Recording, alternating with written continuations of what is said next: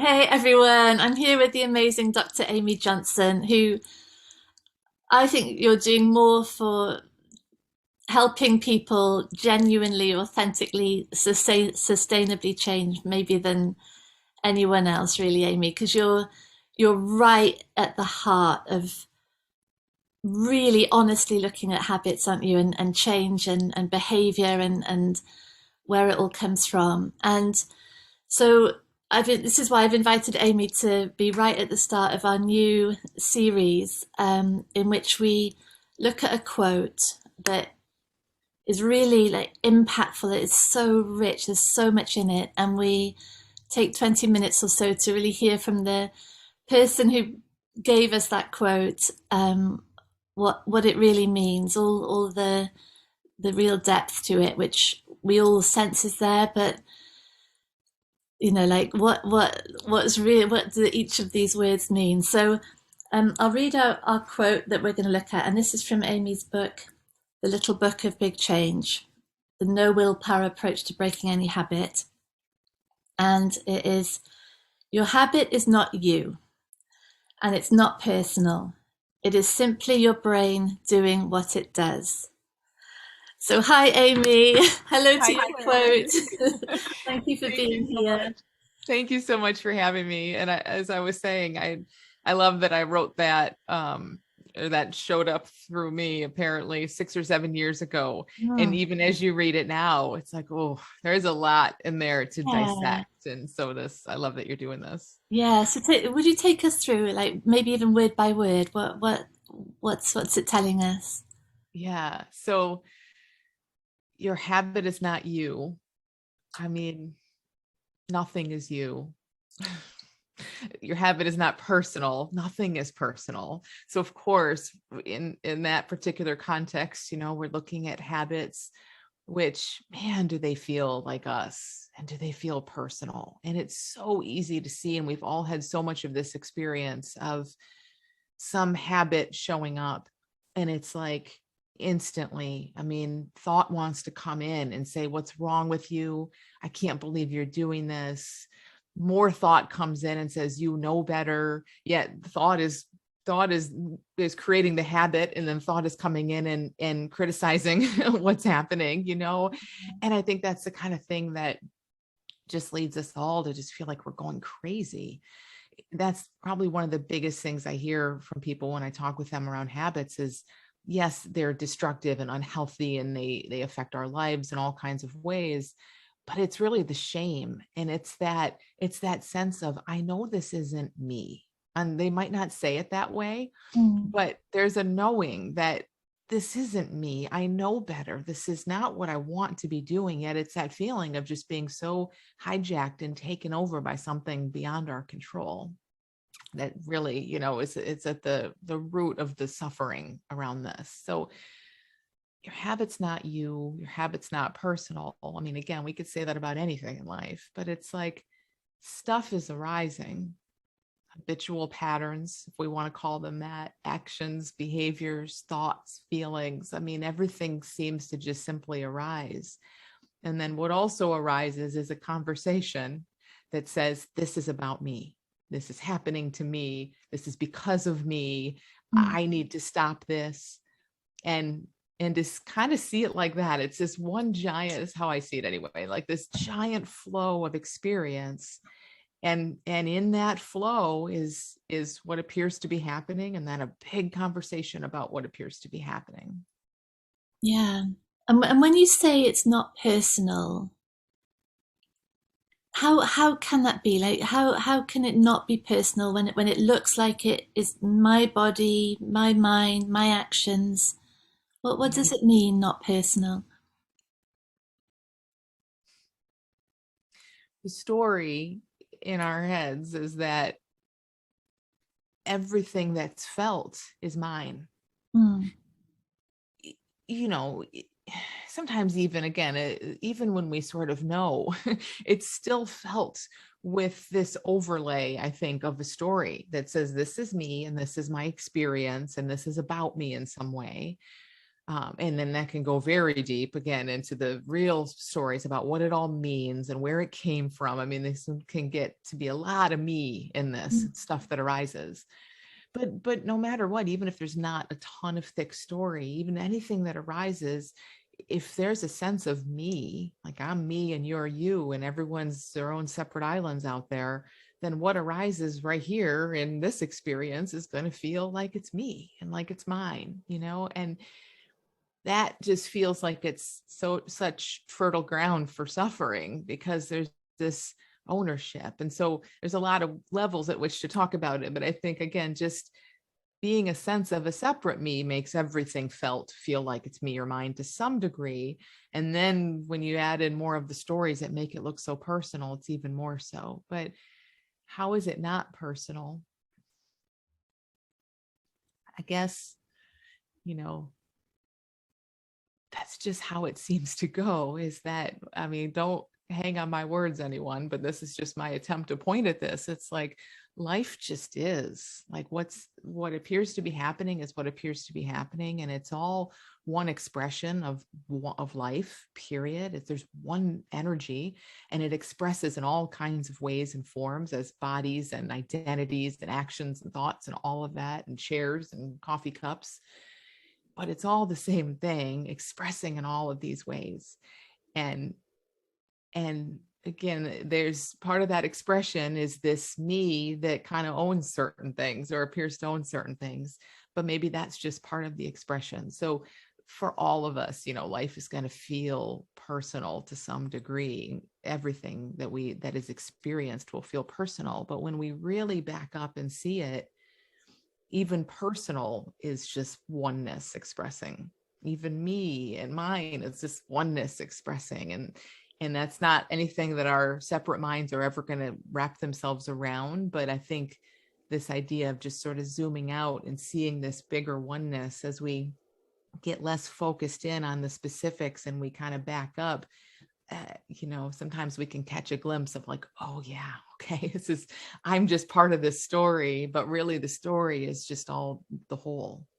Beautiful, beautiful. And when you say it's just your brain doing what it does, I think it would be easy maybe for some people then to think, well, I'm just stuck now with this. And yet there's thousands of people who've been through your little school of big change, and amazing videos and testimonies that profound change has happened. So what are you seeing creates is the cause then of that change? What happens?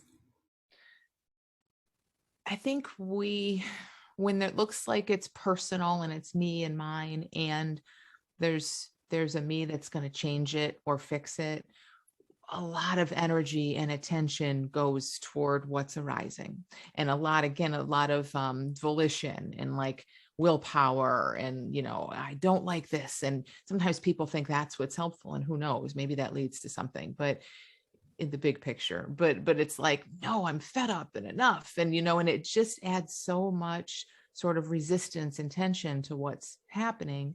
And I think with such innocence, that's what keeps people often spinning in this cycle, because all we can see from those blinders on from this little place is like, this is wrong, this shouldn't be happening, it's happening to me, and I need to do something to make it stop. But already now we're in this tiny little pool. It's like there's an infinite, oceans of life, and we're in this little pool saying, nope, this is wrong, this shouldn't have happened. And of course we just don't see that much from there. So that leads to that feeling of people have of just trying everything they try. And this was me for years, which is why I do this. Like, everything they try not only doesn't work, but makes them feel worse about themselves, and like there must be something really wrong.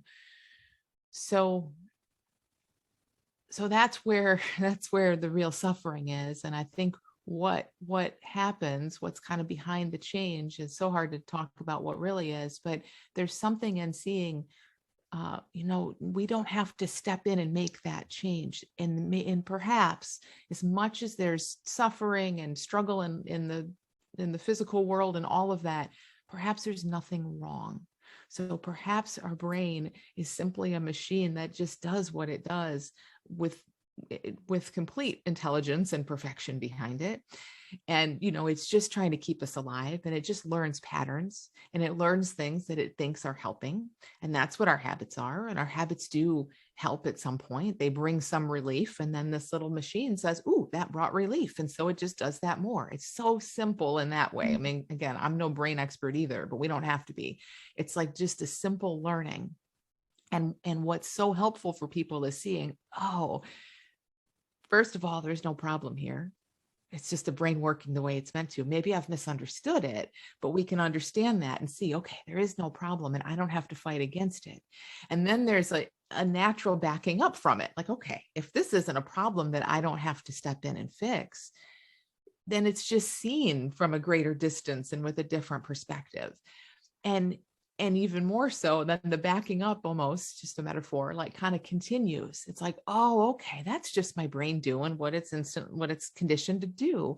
And it doesn't have anything to do with me. And it's not my problem to fix. And it's perfect as it is.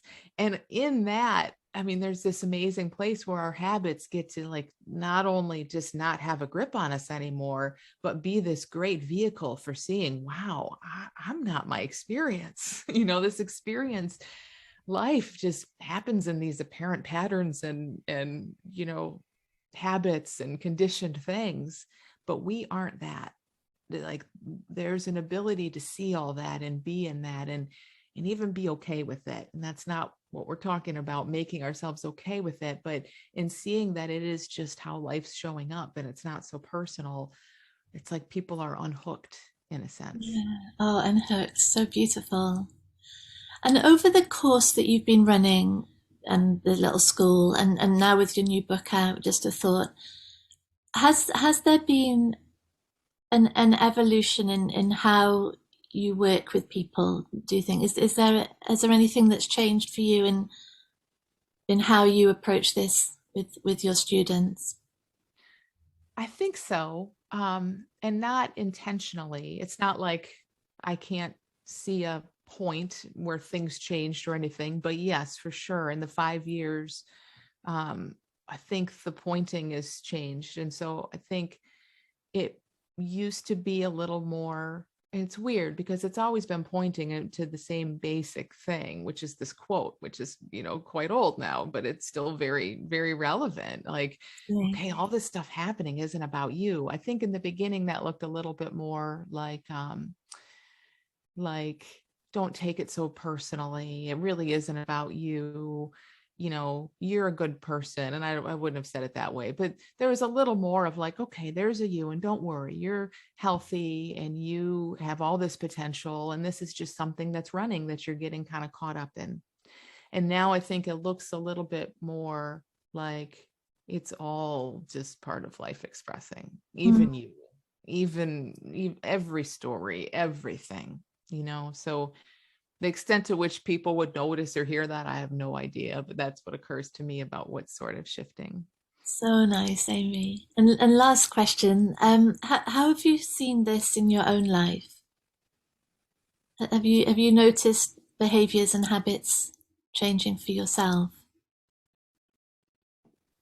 Yeah, I think it's the biggest thing, I guess, feels like I just have, it's a weird thing because it's a bit of a paradox. I want to say I have less interest, and that makes it sound dismissive or cold, but I just have less on what shows up. And Mm-hmm. oddly, that allows for more of just being in whatever's showing up. There's less resistance, I think, is probably the easiest, simplest way to say it, to anything. So yes, there are still things that show up, ways that I can feel like something's personal or feel hurt by something, but it's like right there on the other side of it. Like the feeling is like, oh, that, oh yeah, there's me thinking there's a me that this is happening too. And it just sort of pops, the bubble pops much faster, which leads to a lot less pushing on life, a lot more of, Yeah, just being with whatever's here and even not liking it, and that doesn't matter much either. Yeah. Oh, it's so cool. It's so cool, Amy. And so I want to try and keep this to 20 minutes. I could literally talk to you all day. Um, is there what would you say that this would really be the like last words now to someone who is deeply stuck, really like in the deep depth of addiction, and their life is really on this train and they can't get off. Where should they begin? What would you say? I would say the fact that you feel so deeply stuck and broken and like things are so wrong is exactly what you want to look at and lean into. You know, things are wrong. There's truth in that. Your suffering is showing you something. There is truth in that. I think we're so conditioned to like, oh no, suffering, let me get out of it. Don't rush to get out of it. Look to what it's trying to break open, and that's sticky and just a sound bite because our mind can make up stories about that, you know. But I think for each of us, we know that we are meant to thrive. We know that those feelings are there to show us, hey, there's something being believed that cannot be the whole truth. So Mm. just look at that and lean into that. Oh, so great, Amy. Thank you, darling. Any last things that you would say to anyone relating to that quote or anything else? No, I think it's so cool to see how much depth there is, and like you pointed out, in every little piece of that, you know, the Yeah, is showing up as it's showing up, and it just can't be personal. And yeah, yeah. Oh, brilliant. Oh, it's always such a pleasure talking with you, darling. And thank you for that. And thank you for all your work. It's just astonishing and you live it. Like we all see you living it. It's so inspiring. thank you. Thank And you. you too. I appreciate everything you do, and I'm honored to be here in this new Oh, series. oh, thanks, my love. See you soon. Thank Big love you. to you. Bye.